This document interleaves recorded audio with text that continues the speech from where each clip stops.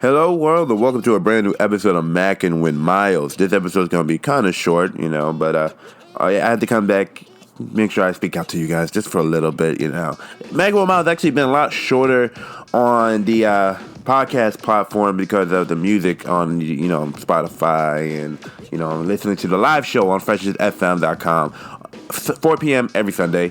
But, I'm gonna start extending these episodes on here, so you get your time's worth. I do want to shout out Eddie, Diamond, and Danielle for holding it down for Thanksgiving, because my ass had to work for Thanksgiving, and they held it down. They cooked, and I got Danielle cooked, but it was at his plate. And I'm just saying thank you guys, because without y'all, I would not have had any Thanksgiving tradition to continue this year. All I did was watch the parade and then end up going to work. So thank you for allowing me to come over, have Thanksgiving with y'all, and then come back for leftovers. I appreciate y'all. Thank you so much. So, last night was the Ray Jones Jr. and Mike Tyson pay-per-view match. Now, when I first heard about this, I had no clue it would be streaming online. I'm like, hold on, Mike Tyson aren't those guys retired? But there was an actual fight yesterday. It was on, you can watch it on cable, you can find it on Verizon, Spectrum, or this or that. But it was on Mike Tyson's, he had a league, and I think it was Tyson and Thriller, so you got the Mike Tyson Legends Only League. Thriller is a video making and social media platform owned by Proximia Media, and it was putting on the event, They had a couple of, they had Jake Paul, the YouTuber vlogger, to fight with a basketball player, which I didn't understand. Why did they put a vlogger versus a basketball player? But Nate Robinson was up for the challenge, They had a few people that was getting ready, who was fighting before Mike Tyson and Roy Jones Jr., And it's, man, I don't watch a lot of boxing with vloggers and social media superstars. It has been a thing that's been happening lately. But, boy, did Nate Robinson go down. Like, that man went down like a sack of potatoes, bro. I was just surprised. Now, when it comes to Roy Jones and Mike Tyson, Mike Tyson at 54, some people say he's not a must-see attraction that he used to be 3 decades ago, but I gotta say, man, that man still got all the energy and stamina in the world. Like the way that he was coming at Roy was trying to just hold him down for every. All I gotta do is just hold him down for 2 minutes, every round, 2 minutes. I just gotta hold him down. He just kept hugging him because he was not trying to get knocked out at that age. He's like, nah, it might be hard to wake up tomorrow, And of course, there was a couple of live performances from like Lil Wayne. You had Snoop Dogg performing. You had a couple of people perform. But this whole thing was really just a new way to build the Thriller platform. You know what I mean? Especially because this was the first pay-per-view for Thriller. They were using this to launch premium live events for their app. They're trying to start doing these sport contests and concerts, Thriller Fest, virtual festivals, and I think it's an interesting way of things are going, you know what I mean? Because granted, yes, it was on other platforms, if you went to like Tyson on Thriller.com, you was able to buy it, and you can either watch it from the Thriller app, or you can catch it live digital stream on Dish, Verizon, Spectrum, Xfinity, Cox, DirecTV. So it was almost like any other pay-per-view match, except this one was live from a platform. So I guess this will be the way of the future, because YouTube already do those pay-per-views for when the vloggers are doing boxing matches, and there's other apps out here that have that, like the rap battle leagues, and that's all streamed live online. So it's we're going on new territory here, people.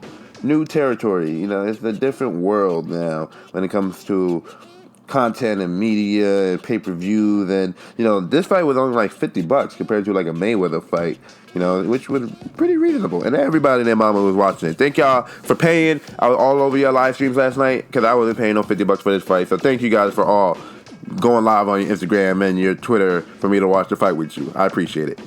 So last week I told you guys about Kevin Hart's Zero F Given stand-up comedy special, and I also told you about the new Clubhouse app. I did not know the following week those stories will be combined.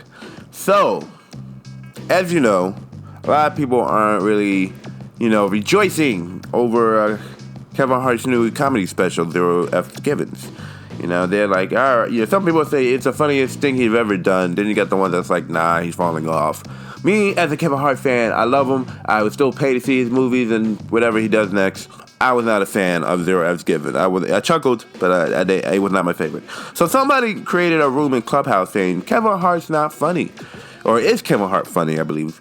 And, it started off as a room full of a couple people, and then it grew, and then after a while, it went from regular people to actual comedians in the room, and then eventually, Kevin Hart showed up to the room, and then people was telling him to his face that he wasn't funny. And, it was funny because, one moment, you got people talking mess about Kevin Hart, and then he showed up to the room, now they all asking him for a job. So it's just like, hold on, pick a stance, y'all. Pick a stance. Because I'm telling you, I love Kevin, I'll tell him to his face, I didn't like that special. I'm still going to go see your stuff. If you give me a job, I'll take it, but I'm not going to sit here and beg for a job after I just trash your name this whole time. Like, nah, bro.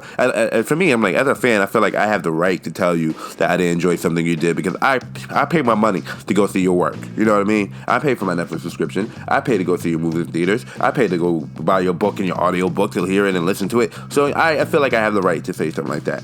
But, it's crazy because now, like, after that the back door, whatever you want to call it, almost every room on Clubhouse was dedicated to the Kevin Hart conversation. It was just like, man, this man knows how to keep himself in people's mind rent free. This was great promotion for his special because they didn't watch the special before.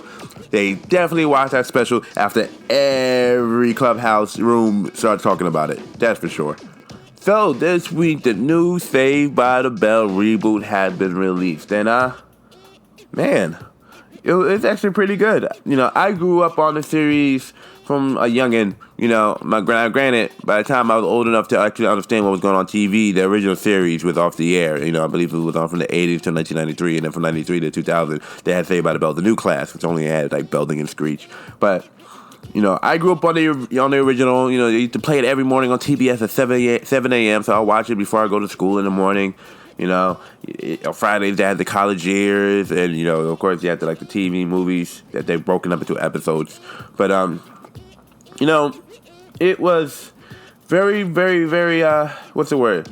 Nostalgic to see these characters come back and see where they are in their lives and who have they become since the original series. And I dig it. The only thing that on my mind is like, where the hell is Screech? Screech is the only character that we don't see. They bring back everybody, well, not Belding, but they bring back almost everybody except Screech, and it's heartbreaking because it's just like you got almost the whole gang together, almost. Lisa Turtle show up for one episode, Zach and Kelly on like 3 episodes, and the rest is AC and Jesse with the new students. And I gotta say, I enjoy it. It's the humor is dark, it's not for the same audience that grew up.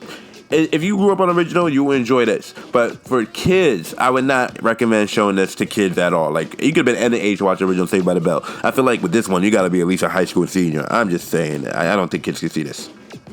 Well, guys, like I said, this was going to be a short episode. I got some videos to edit. Got some shows to put together. So, until next time, much love, God bless, 2 piece of chicken grease, and I will see you next week. Same time, same place.